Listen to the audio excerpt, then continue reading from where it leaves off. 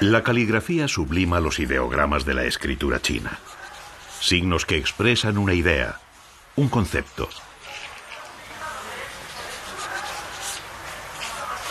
El país de China se representa como un rectángulo surcado por un eje. Es el centro del universo. La escritura dio permanencia a este pensamiento y la idea perduró a través de los siglos, de generación en generación.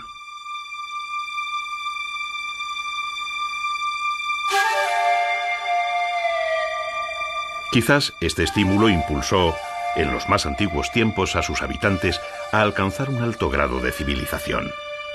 La filosofía y el pensamiento alumbraron en el siglo VI a.C.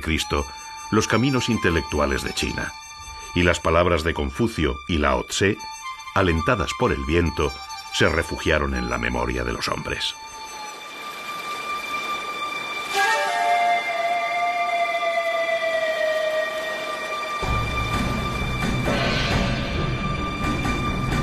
Pero el magnetismo del centro del universo atrajo también las ansias de dominio.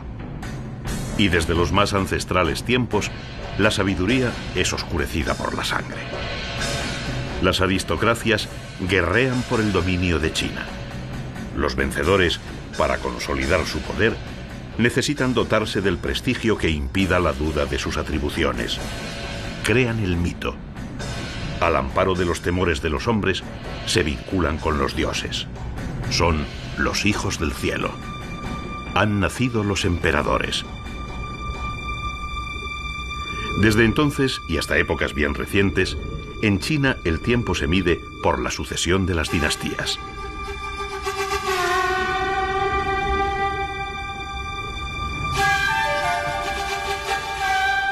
Conquistado el centro del mundo, los emperadores encierran su codiciado botín. En el siglo III a.C. construyen una gran muralla de 3.000 kilómetros y China se pliega hacia adentro. Las murallas serán reconstruidas a lo largo de los siglos.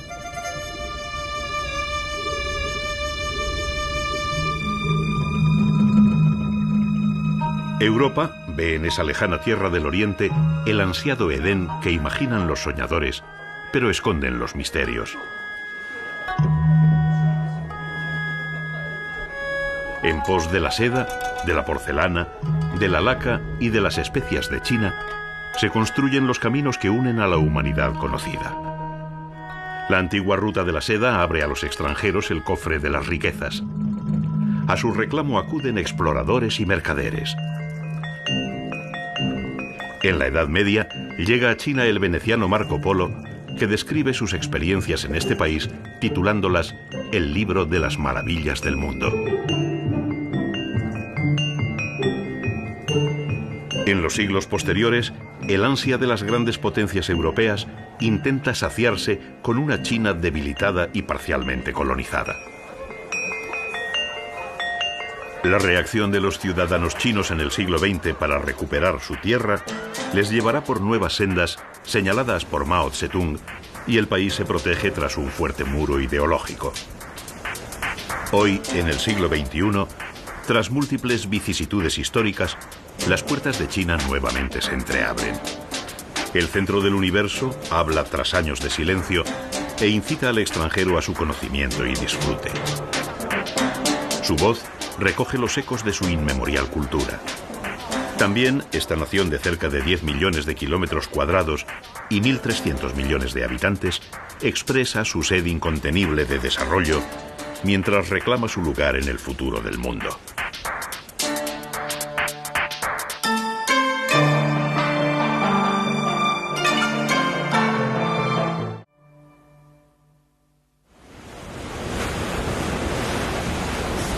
El río Yangtze, o Azul, tiene el privilegio de ser para los chinos, junto al río Amarillo, uno de los dos ríos de la vida.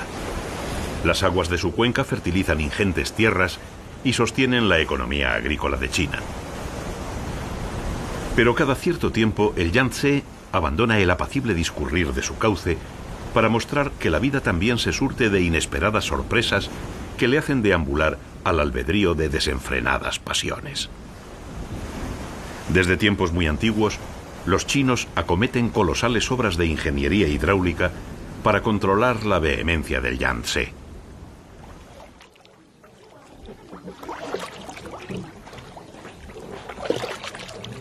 Pacificadas las aguas, una dócil corriente de riqueza inunda de feracidad las tierras.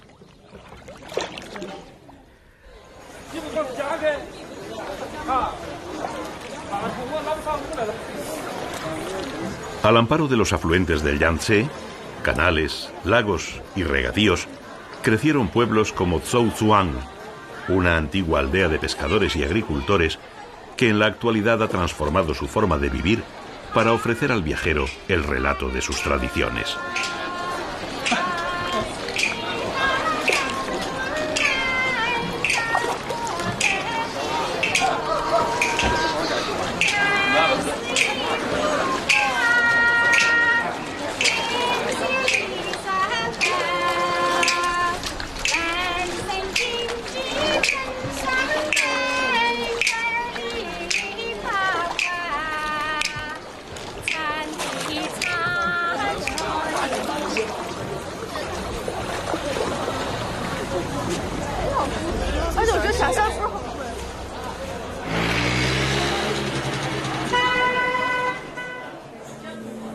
En las casas de Zhouzhuang se puede observar la perfección de las creaciones manufacturadas que componen su ornamentación y mobiliario.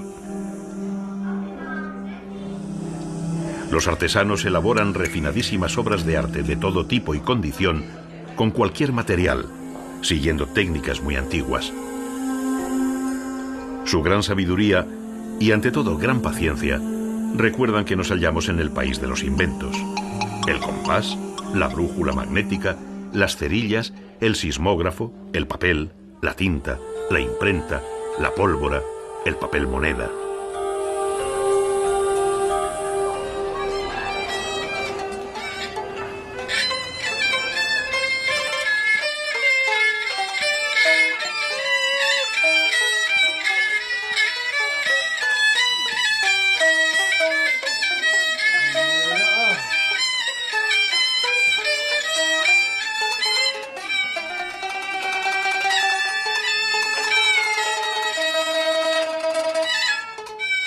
Perdidas en un laberinto de tiempos, las callejuelas de Zhouzhuang susurran los rumores de la vida pasada. El viajero intenta encauzar sus sensaciones entre olores de panecillos, palacios de mandarines, perfumes desconocidos, atmósferas inquietantes, para abarcar lo para él exótico. Lo reconfortante es poder olvidarse de cualquier itinerario, sumirse en el espacio, caminar errante en el dédalo de callejones, dejarse llevar por la corriente de la vida, por el fluir de las aguas.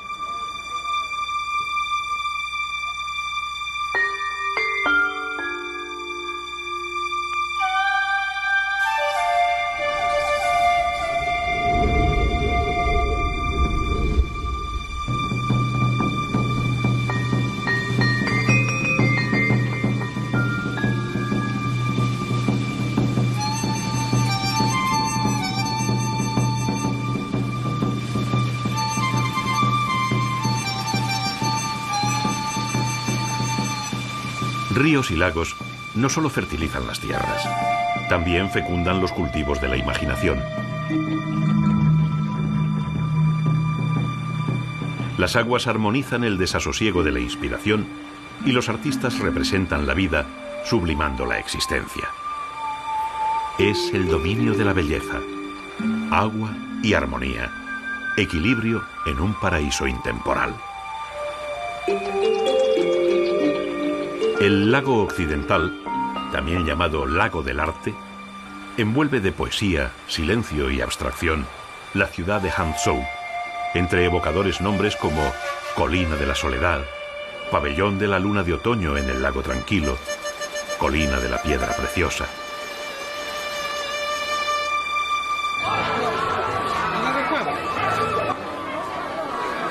Marco Polo, al contemplar Hangzhou, exclamó: «Es la ciudad más grande que se puede encontrar en el mundo, y pueden gozarse en ella tantos placeres que el hombre cree estar en el paraíso». Luego, los avatares de la historia destruyeron una buena parte del patrimonio cultural de la ciudad. Los diversos conflictos del 19, la ocupación japonesa en la Segunda Guerra Mundial y la llamada Revolución Cultural de fines de los años 60, cuando el dogma excluyente se apoderó de la revolución, frustrándola, denostaron la ciudad predilecta de los artistas.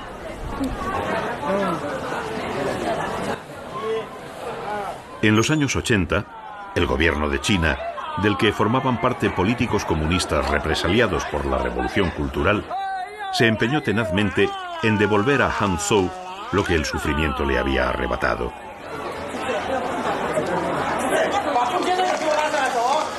Ciudad de parques, farmacias tradicionales de medicina china, casas de té. Hangzhou recupera su esplendor de antaño y rememora en sus bazares las palabras de Marco Polo. Hay tantos mercaderes tan ricos que hacen un comercio tan grande que ningún hombre acertaría a decir la justa verdad sobre ello.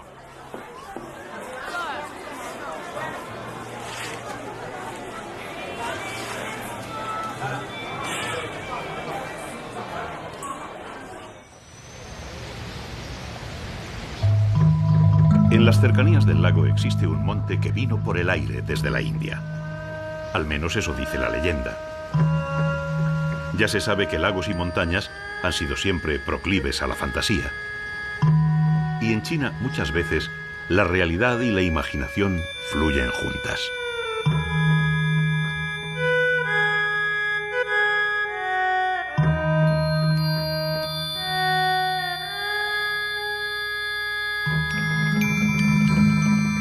En el Feilaifeng, el monte que llegó volando, la piedra esculpida moldea impresionantes esculturas budistas que verifican la fábula.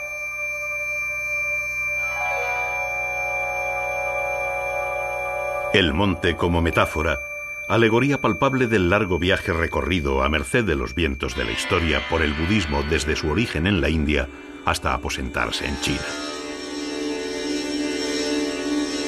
El caminante explora los secretos del alma en un mundo agradable y jovial. No es extraño que muchos peregrinos acudan a este lugar, ya que la sonrisa que Buda ofrece invita a la buena suerte.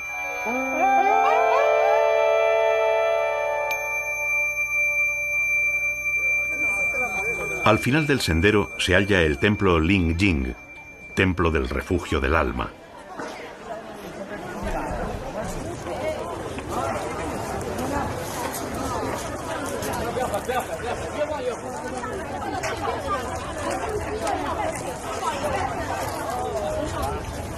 Construido a comienzos del siglo IV y restaurado en numerosas ocasiones, se compone de diversos edificios: el pabellón de los Reyes Celestiales, el precioso pabellón del gran héroe Buda y una pagoda.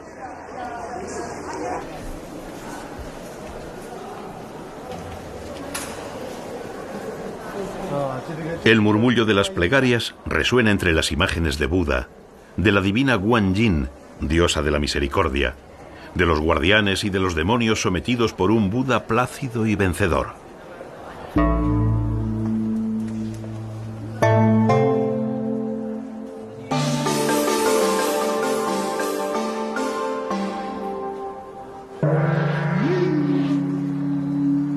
En una arquitectura fuertemente entroncada en la naturaleza, los fieles hacen sus ofrendas para conseguir la iluminación liberadora a través de la moralidad, la meditación y la sabiduría.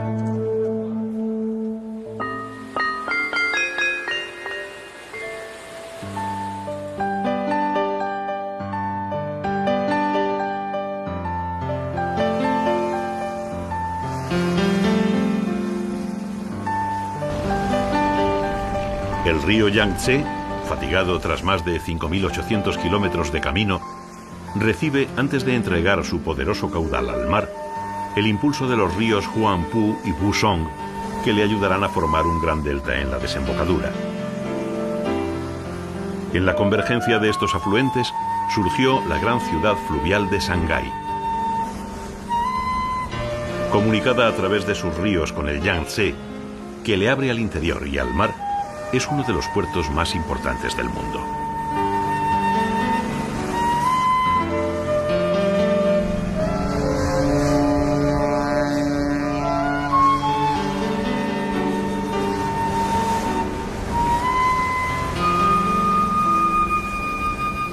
Urbe multiétnica, multicultural, novelesca, plena de enigmas y de ansias de vivir, Shanghái siempre fue propensa a cobijar la fantasía de escritores y cineastas.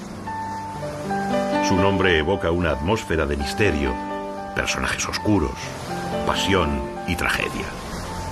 La Dama de Shanghái, El Expreso de Shanghái, Orson Welles y Joseph von Estenberg y sus amadas Rita Hayworth y Marlene Dietrich colaboraron a teñir de intriga y sensualidad el nombre de la ciudad.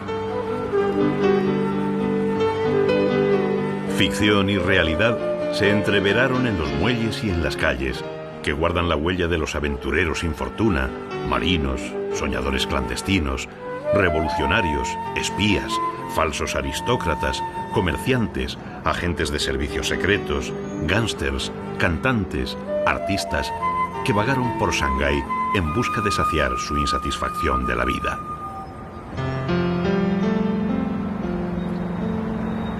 La ciudad de Shanghái estuvo dividida desde el siglo XIX, tras la derrota de China ante Gran Bretaña en las llamadas Guerras del Opio, hasta la Segunda Guerra Mundial, en tres partes: la concesión francesa, la internacional, británicos, estadounidenses y japoneses, y la periferia, donde residía la mayor parte de la población autóctona. La aduana de Shanghái durante este periodo queda bajo el mando de los extranjeros, que tienen su propia policía y solo pueden ser juzgados por las autoridades de sus respectivos países y no por la justicia china. La etapa colonial fue especialmente amarga para los ciudadanos chinos de Shanghái. A comienzos del siglo XX, en uno de los jardines de la ciudad, el parque Huangpu, podía leerse un oprobioso cartel que prohibía la entrada en el recinto a perros y a chinos.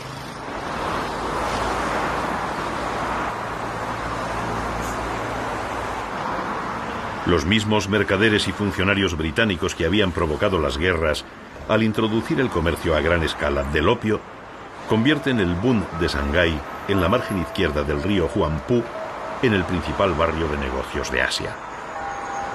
Se construyen lujosos edificios amalgamando los estilos arquitectónicos más vanguardistas del momento. Shanghái es considerada como el París de Oriente. Las tres primeras décadas del siglo XX se convierten en los años más convulsos de la ciudad.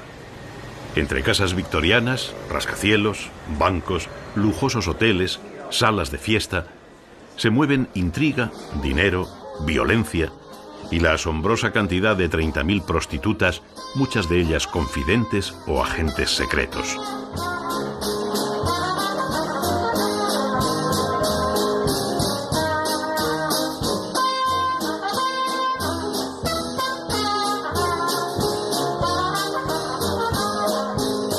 Ante tanta inquietud, la vida se refugia en privilegiados rincones donde la música hace furor.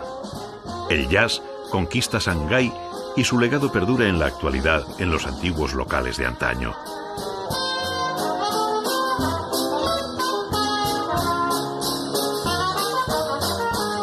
Orquestas chinas de gran prestigio internacional amenizan las veladas de Shanghái.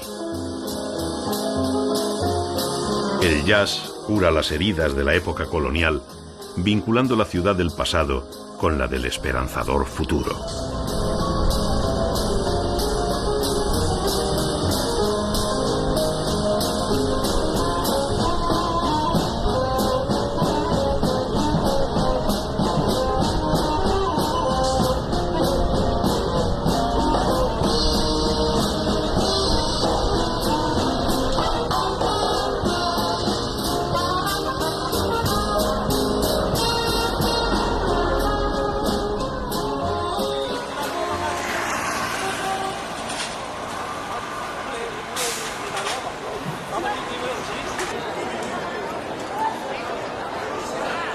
Lejos de las veleidades extranjeras, Shanghái conservó su identidad en los barrios antiguos de la ciudad. En lugares como el Jardín Yu, también llamado del Mandarín, se reunían sociedades secretas como la de los Puñales, que fraguaron diversas rebeliones contra el dominio de las potencias de Occidente. El jardín al margen de conspiraciones pasadas, es un remanso de paz. Dragones, que simbolizan la buenaventura, animales mitológicos, guerreros ancestrales, protegen el recinto.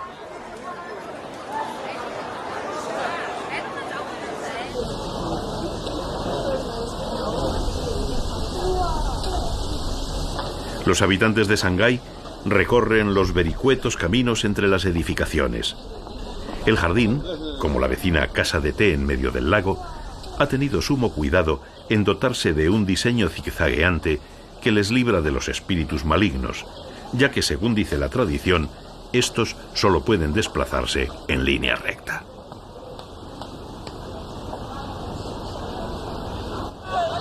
En los contornos del jardín, la ciudad antigua se sume en una vertiginosa e incesante actividad. El templo de los dioses de la ciudad, convenientemente restaurado, se ha transformado en un gigantesco bazar donde se encuentran raigambre y modernidad.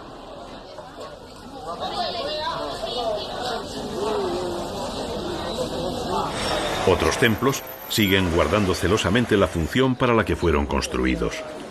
El templo del Buda de Jade es el más importante de Shanghái.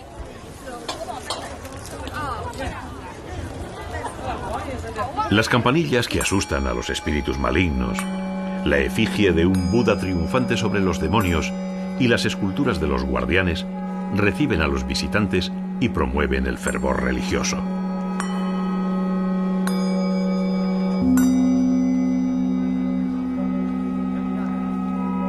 En las plantas superiores, los dos Budas de jade que dan nombre al templo.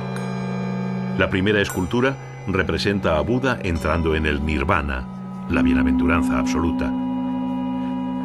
La otra estatua, de un peso de más de 2000 kilos y 2 metros de altura, simboliza a Buda sentado. Piedras preciosas se incrustan en las figuras, refinando su peculiar belleza.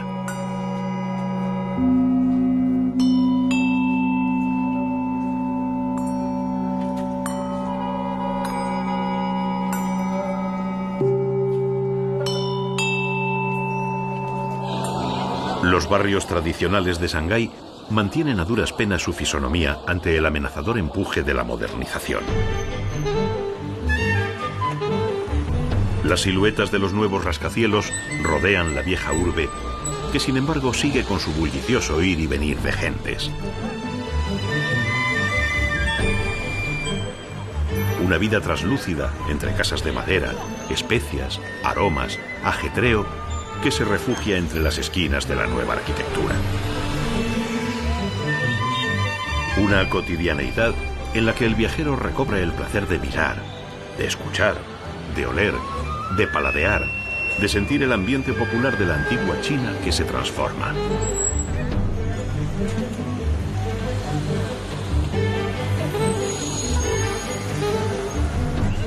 El ansia de futuro también intimida a los antiguos barrios europeos de la ciudad. El distrito francés conserva el urbanismo aristocrático que caracterizó su vida en Shanghái. Paradójicamente, fue en una de las casas de este barrio donde unos jóvenes revolucionarios, entre ellos el auxiliar bibliotecario Mao Tse-tung, se reunieron clandestinamente para fundar el Partido Comunista Chino en el año 1921.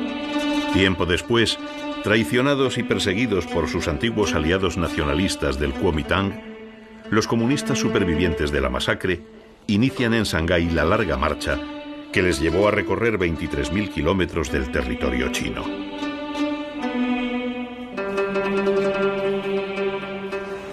Hoy, el barrio francés se adecua a los nuevos tiempos y las antiguas casas albergan locales de moda, restaurantes, cafés, bares nocturnos que le han convertido en la zona más cosmopolita de la ciudad.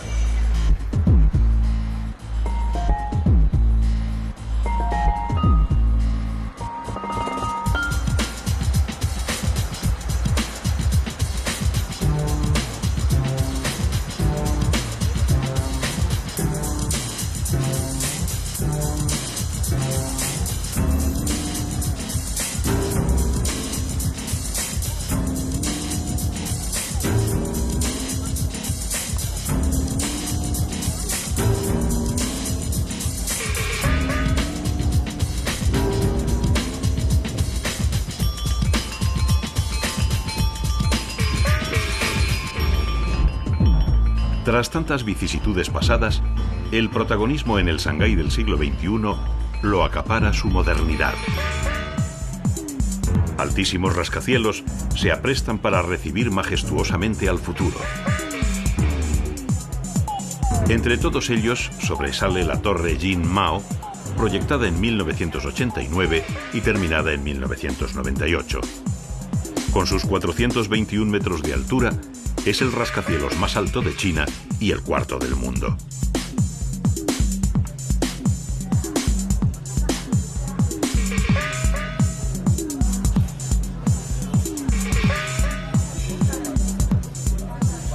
Pero si hubiese que destacar un solo edificio que caracterizase el nuevo Shanghái, ese sería la Perla de Oriente, una torre de comunicaciones con un diseño tan futurista que confunde al que lo observa, trasladándolo al vértigo de una nueva galaxia.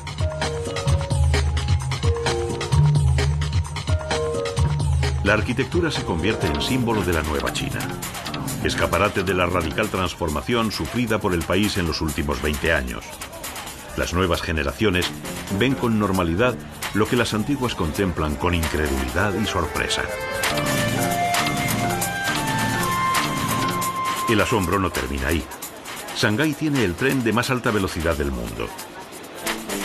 Ayudado por el magnetismo de sus vías, los vagones prácticamente vuelan.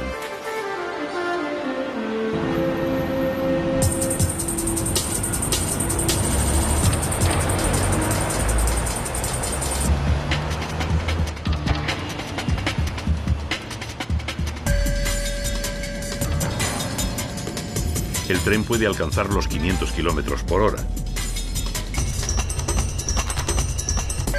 La ciudad se proyecta fugaz en una vertiginosa pantalla.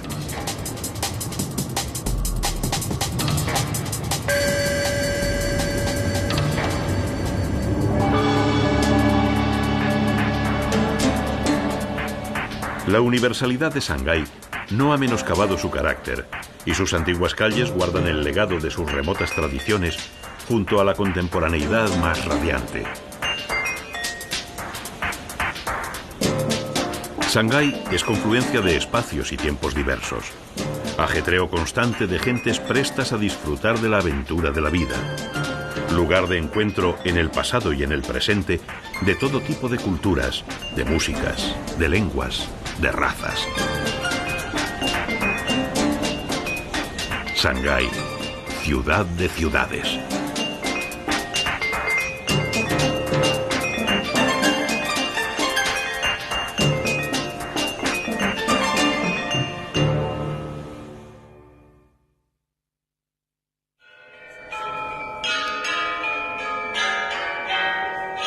La tradición china cuenta que la diosa de la luna, Chang'e, bebía con su marido, el arquero celeste Hou Yi, el elixir de la inmortalidad con el fin de que su felicidad fuese imperecedera. En ausencia de su esposo, unos hombres le exigieron que les entregase el mágico licor. Ella, antes que darlo, se lo tomó, aunque sabía que al beberlo sin la compañía de Hou Yi, se convertiría en un espíritu inmortal y desaparecería de la tierra. Al regresar, su marido, desolado y melancólico por su amada, quiso ir tras ella a la luna, pero llegó al sol, y así su separación se hizo eterna.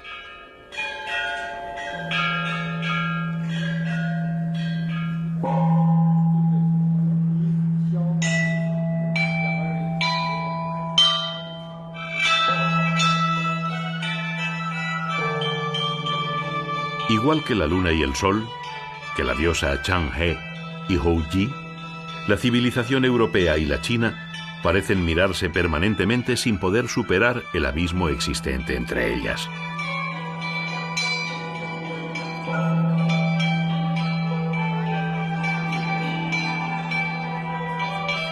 Occidente y Oriente se desconocen. Ambos mundos tienen distintas formas de ver la vida, diferentes filosofía, cultura, arte, tradición, medicina, calendario, y siempre se ignoraron.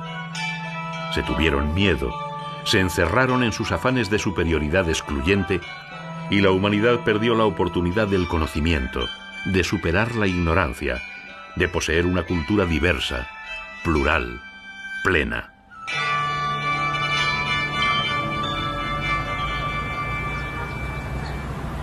Solo en algunos lugares privilegiados se produjo el encuentro. Uno de ellos es la ciudad de Xi'an, en el interior de China, principio para Oriente o final para Occidente de la ruta de la seda.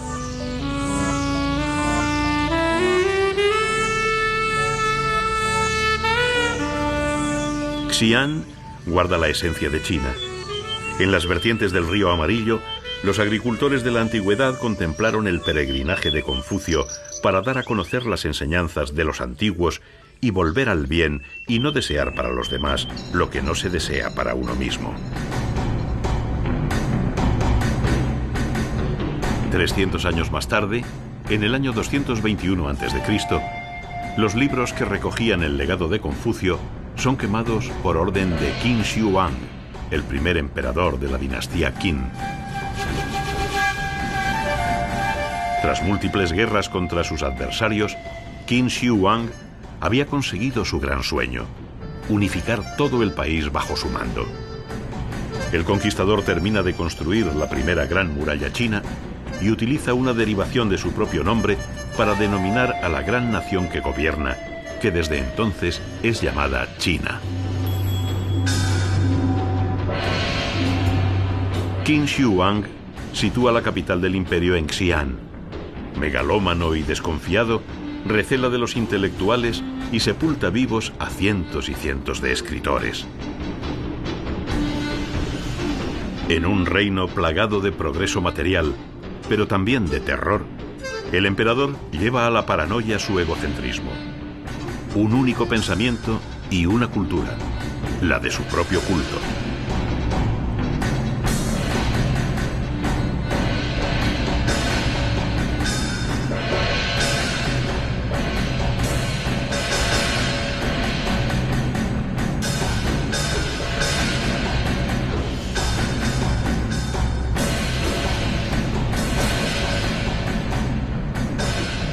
La búsqueda de la inmortalidad obsesiona a Qin Shi Huang, que durante toda su vida sufre la agonía de intentar disfrutar, como la diosa de la luna y el arquero celeste, del elixir de la vida. Con solo 13 años, ordena construir su propio sepulcro y manda esculpir y enterrar en la tumba miles de soldados de terracota, todos diferentes, para que mostrasen su poder en el más allá y asegurasen su retorno del mundo oscuro.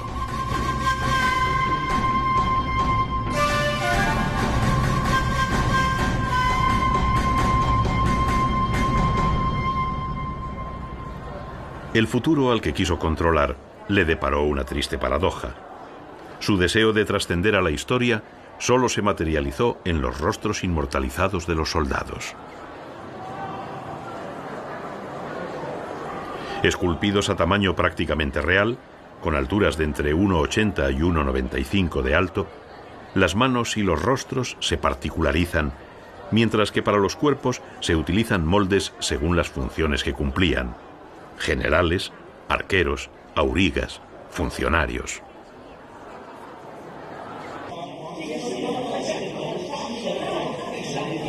En las esculturas, los rostros, los peinados, las rugosas mangas que delatan el entonces arriesgado oficio de los escribas, la diferencia de calzado, marcan los diversos niveles sociales de la corte que el primer emperador de China hizo representar.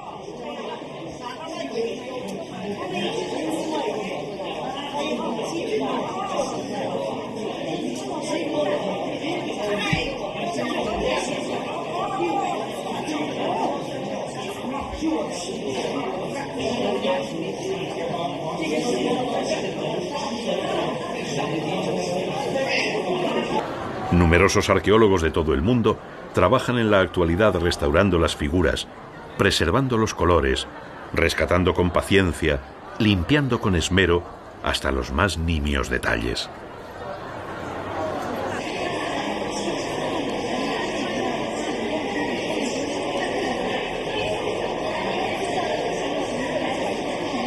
Existen expuestas al público 3 grandes fosas que ocupan más de 20.000 metros cuadrados de superficie, con unos 8.000 soldados excavados y decenas de miles de piezas arqueológicas.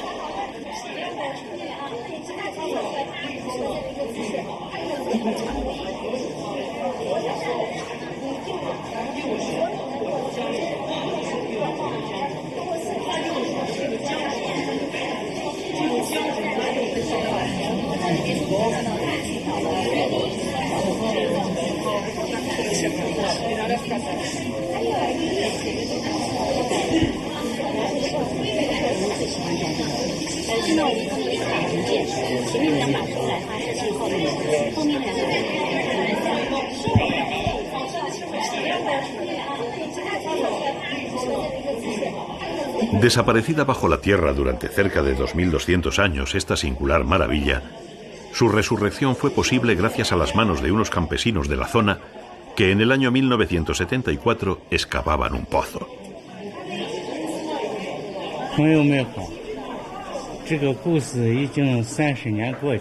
Liu, uno de los labradores, nos cuenta que en aquel año de 1974 una gran sequía había empobrecido la comarca. El trigo no crecía, todo eran pedregales, arena. Pero un día, intentando excavar un pozo, encontraron tierra roja muy dura. Pensando que habría agua, siguieron trabajando y al tercer día descubrieron un trozo de una figura de barro. Creyeron que era un templo de los dioses, pero luego encontraron algunas armas de bronce. Podían haberlo vendido, pero consideraron que su deber como campesinos era entregarlo a las autoridades para legarlo al país.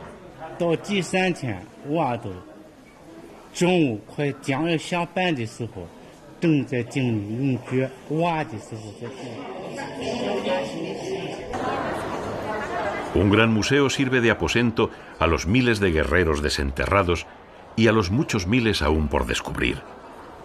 La fascinación se produce por la ingente cantidad de esculturas, por la acumulación, por las proporciones gigantescas del museo, el más grande de China, más de 50.000 metros cuadrados construidos. Los guerreros de terracota están considerados como la octava maravilla del mundo de la antigüedad, y su gran valor artístico ha hecho que hayan sido declarados Patrimonio Cultural de la Humanidad.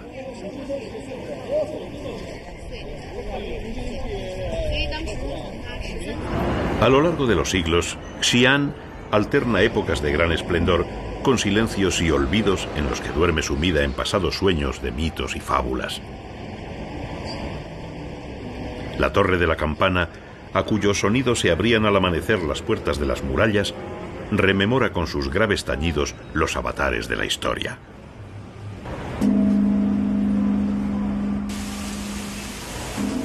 En la época Han, que sucede a la Qin, la cotidianeidad recupera su protagonismo y las cosas pequeñas de la vida procuran la mejor dicha de las gentes.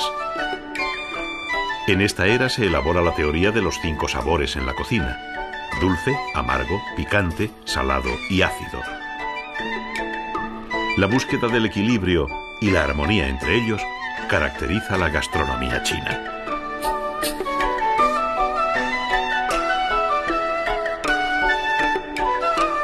Siguiendo la tradición del confucianismo, se usan palillos en lugar de tenedores o cuchillos para no herir los alimentos. Y la pasta, esta masa de harina que transformada en fideos, macarrones, ravioles, canelones, espaguetis, se convierte en suculenta comida, es, según dicen los chinos, un invento propio que a través de las rutas comerciales llega a Italia y desde allí se populariza en Occidente. Dudar de que ello fue así es para los habitantes de China una demostración de incultura.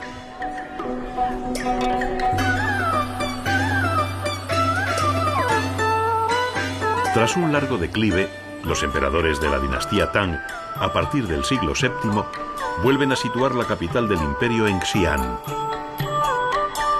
La ciudad se convierte en el vértice de una China extensísima que ha añadido a sus dominios tradicionales los territorios de Siberia, Corea, Afganistán y Vietnam.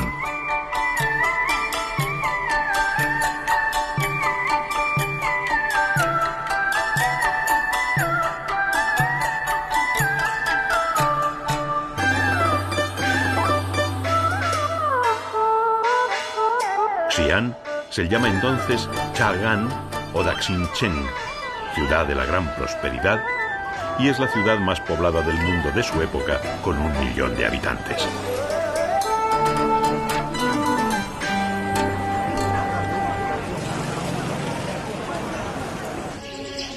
Lo que ampara la gran riqueza de la ciudad es el comercio, el intercambio de mercancías, de ideas, la mezcolanza.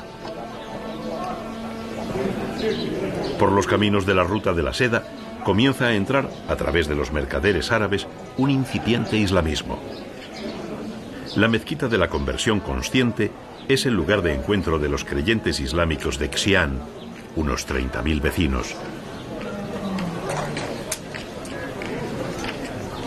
El Islam chino es conocido como Hui Hui Chiao y es la religión que siguen preferentemente los descendientes de los mongoles denominados Hui.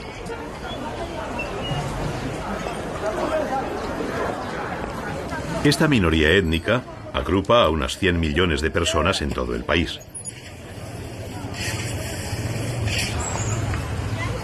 El barrio de los Hui emana un perfume singular de especias y henna.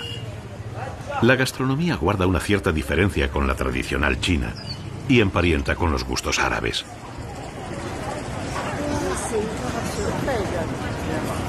Olores y sabores diferentes en un laberinto de calles con un cierto halo de zoco árabe, pero tamizado por las costumbres chinas.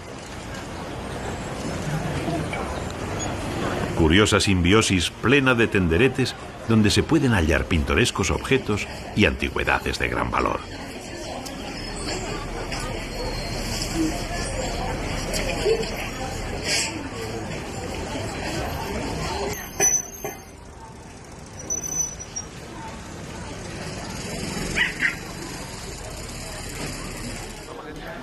También diversas corrientes cristianas, como el nestorianismo, dejan su huella en Siam, como atestigua la escritura de las estelas. Pero es el budismo, arraigado desde tiempos muy antiguos en la India, el que se abraza indeleblemente a China. Conocido con anterioridad por los chinos, es en la época Tang cuando alcanza su máxima expansión, prendiendo definitivamente en sus sentimientos. Sabiduría, moralidad, meditación, introspección son puntos de encuentro con el confucianismo y fundamentalmente con el taoísmo, por lo que el budismo en China se particulariza en el sincretismo con estas ideologías. La pagoda de la Gran Oca Salvaje se construye para homenajear el regreso del monje chino Xuanzang de su solitario peregrinaje a la India. Vuelve a China repleto de estatuas, manuscritos y reliquias. Pasará el resto de sus días traduciendo los textos de las cerca de 1000 obras que ha traído de su viaje. La Gran Pagoda pronto se erige en la más relevante escuela de traductores de textos sagrados de China.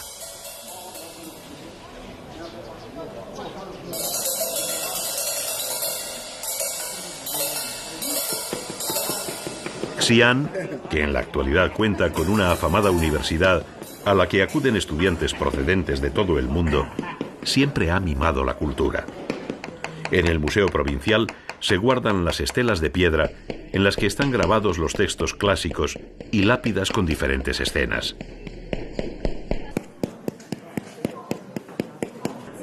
Artistas de la zona reproducen los grabados para ofrecerlos a los visitantes.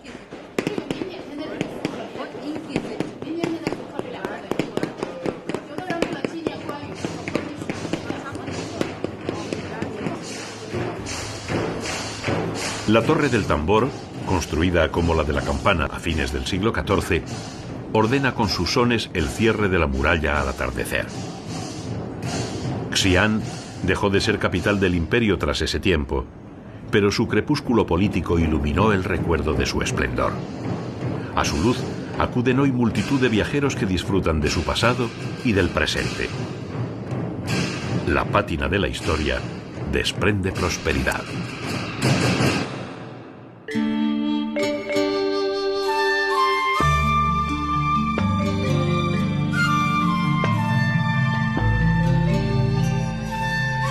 Pekín, Beijing, es inmenso.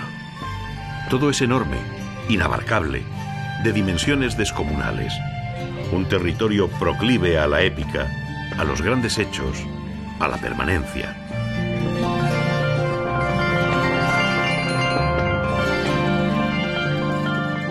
Ya Marco Polo, al atravesar el puente que hoy lleva su nombre, se quedó asombrado por la longitud y anchura de sus arcos, por la magnitud del río, por la cantidad de gentes que lo cruzaban.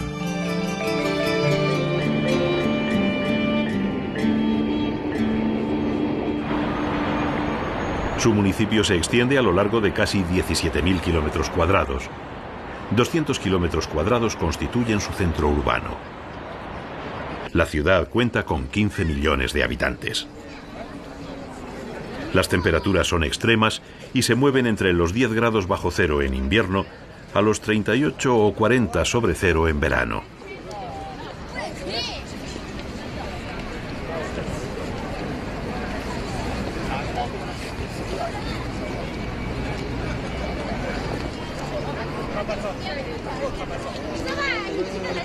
Estos contrastes han determinado la idiosincrasia de la ciudad, que parece resumirse en la plaza Tiananmen, concreción de todas las proporciones, síntesis de todas las historias.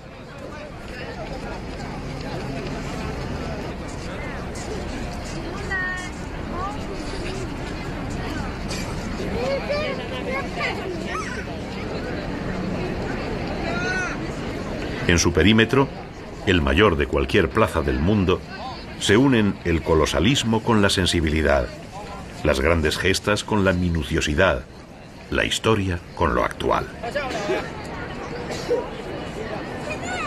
Y en ella, los habitantes viven, charlan, debaten, se divierten, acoplando su cotidianeidad a su devenir diario sin dejarse abrumar por tantas proporciones.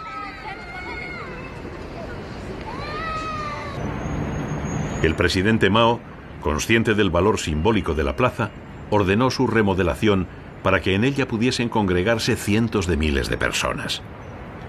Quizás quiso con ello mitigar la perenne sombra que sobre el asfalto de la plaza proyecta la ciudad prohibida, el universo cercado de los emperadores que quisieron aislarse del mundo para construir un gran imperio desde sus deseos.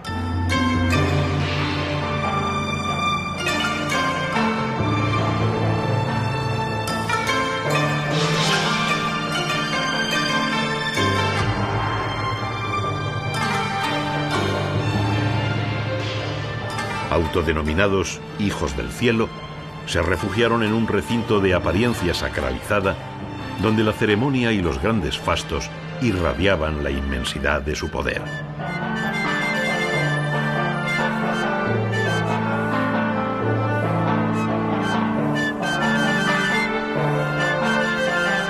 Las dimensiones son espectaculares. 720.000 metros cuadrados de extensión, de ellos 150.000 construidos. Fue la dinastía de los Ming la impulsora de tan magno proyecto. Desde entonces, 24 emperadores gobernaron a su capricho China durante 5 siglos, tiempo en el que la extensa residencia de emperadores, emperatrices y concubinas estuvo vetada a la población. 890 palacios y más de 9.000 habitaciones componen el recinto cortesano más grandioso del mundo.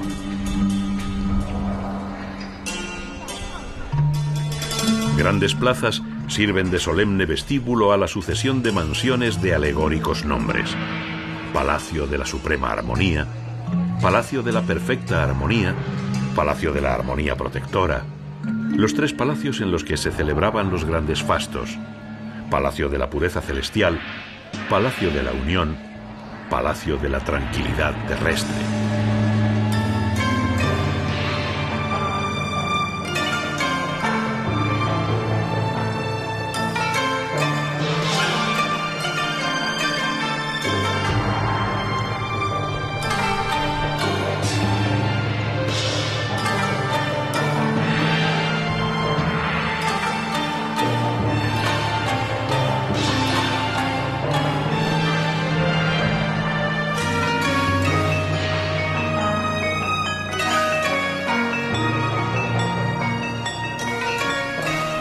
En los jardines, expertos artesanos conjugaron naturaleza y mitología para crear un ambiente agradable, inmerso en espacios misteriosos y enfáticos que recuerdan su pertenencia a los dominios del omnipotente emperador.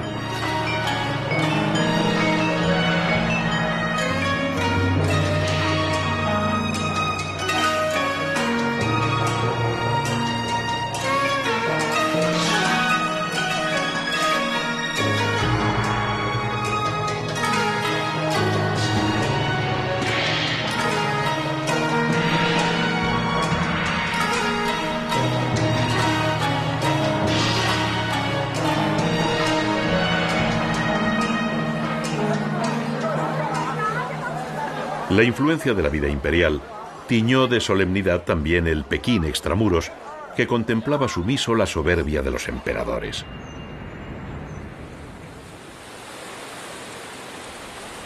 Pero los tiempos cambiaron. La neblina que envuelve en los principios del invierno de Pekín el Palacio de Verano contagia la melancolía sentida por la emperatriz Cixi al ver cómo la inmensidad de su poder imperial se derrumbaba.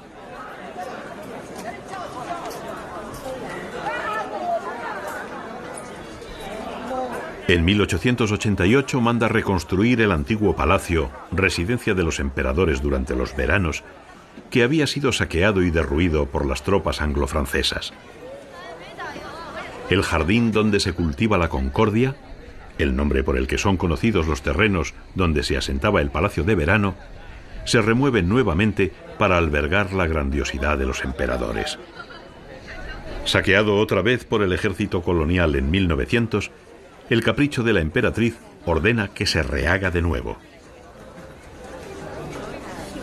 Para las dos reconstrucciones, Cixi detrajo de las arcas del Estado el presupuesto de la Marina china que se estaba preparando para defender la independencia de su país y que queda empobrecida e inoperativa.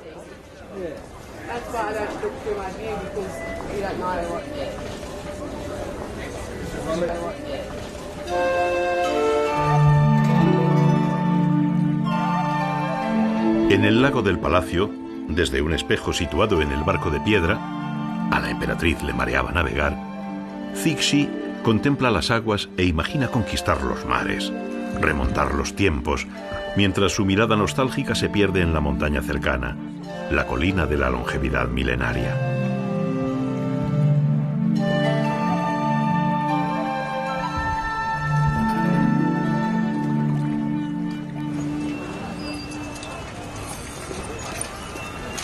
Pekín camina entre los recuerdos de la historia y el dinamismo del presente.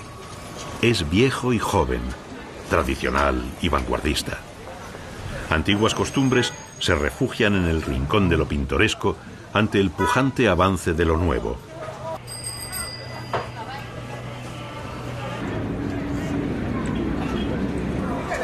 Los rickshaw se adecuan a los tiempos para que con su pedalear los turistas puedan adentrarse en los callejones tradicionales de la milenaria Pekín.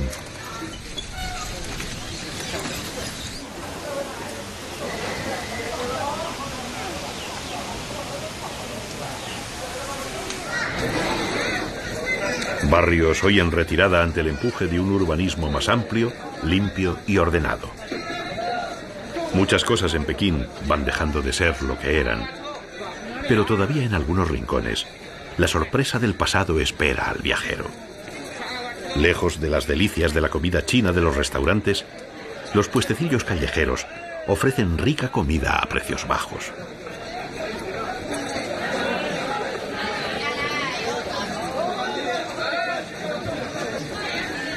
En los tenderetes, además de apetecibles productos, se encuentran otros como escorpiones, insectos, caballitos de mar o serpientes, que originan confusión y extrañeza en los extranjeros.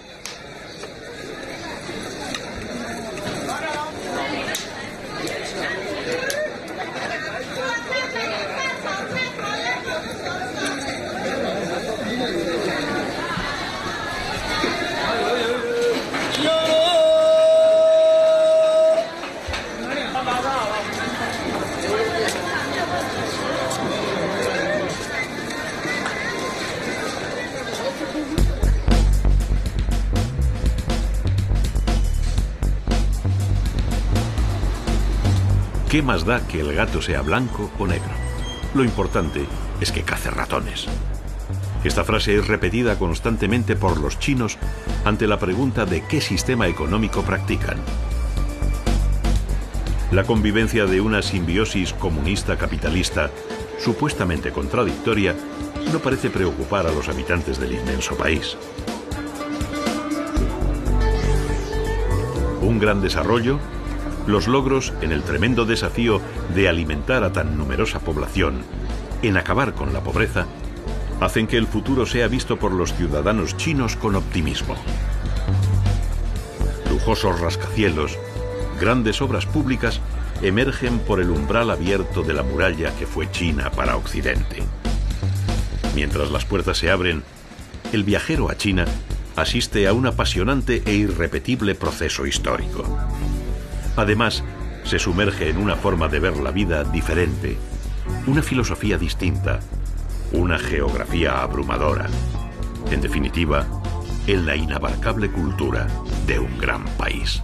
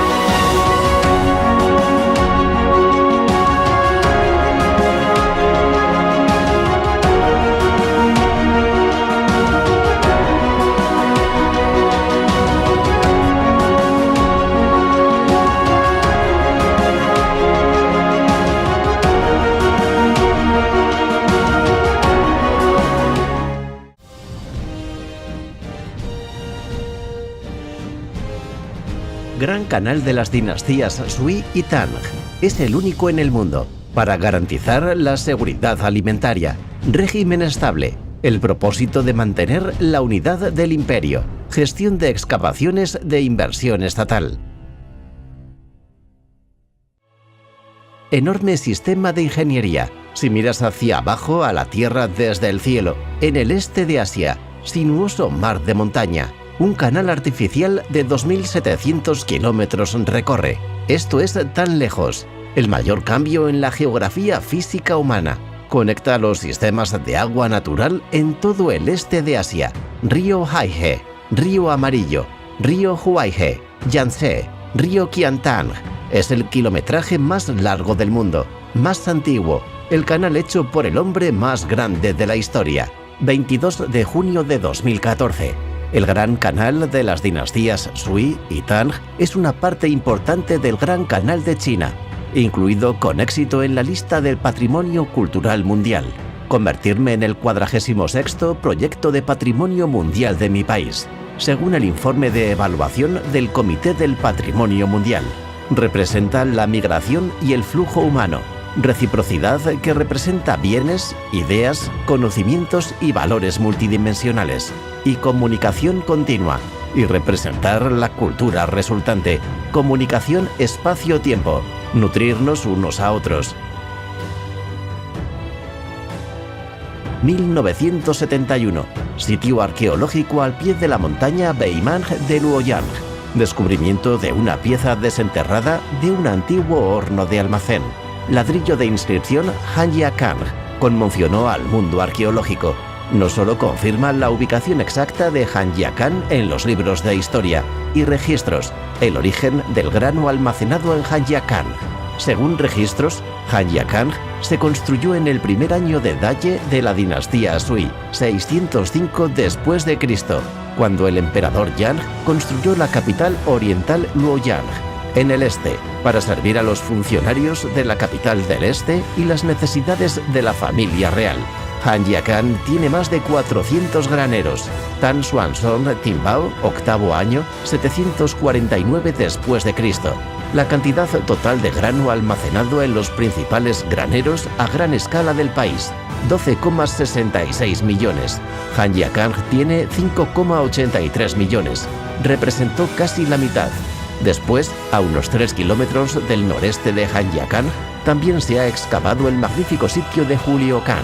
De acuerdo a Huliokang, 10 millas por semana, usar 300 bodegas. Hay más 300 hórreos con un diámetro interior de 10 metros, diámetro exterior 17 metros. Consta de un almacén con una profundidad de unos 10 metros. El grano se puede almacenar en cada bodega, alrededor de 500.000 a 600.000 kilogramos. Y todo el almacén puede almacenar alimentos. Cerca de 355 millones de gatos. Actualmente se sabe que estuvo en el granero de las dinastías Sui y Tang. Más grande, fue por la apertura del Gran Canal de las dinastías Sui y Tang.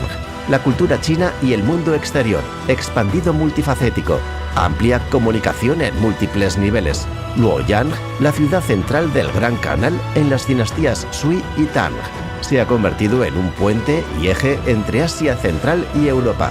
Sea el punto de partida de la ruta de la seda celeste. Sima Wang tiene algo que decir. Si preguntas el ascenso y la caída del pasado y el presente, por favor, solo mire la ciudad de Luoyang. Desde el 18º Congreso Nacional del Partido Comunista de China, el secretario general, Xi Jinping, concede gran importancia a protección cultural, patrimonio y aprovechamiento del Gran Canal. Guía. Proteger el Gran Canal es una responsabilidad compartida de todas las áreas a lo largo del canal. Proteger bien, heredar bien y usar bien. Oficina General del Comité Central del Partido Comunista de China. Emitido por la Oficina General del Consejo de Estado. Esquema de planificación para la protección, herencia y aprovechamiento de la cultura del Gran Canal. Plan de construcción de la Gran Muralla, el Gran Canal y el Parque Nacional Cultural Gran Marcha. La construcción del cinturón cultural que voló el Gran Canal. Cuerno de carga. Luoyang es la ciudad central a lo largo del Gran Canal.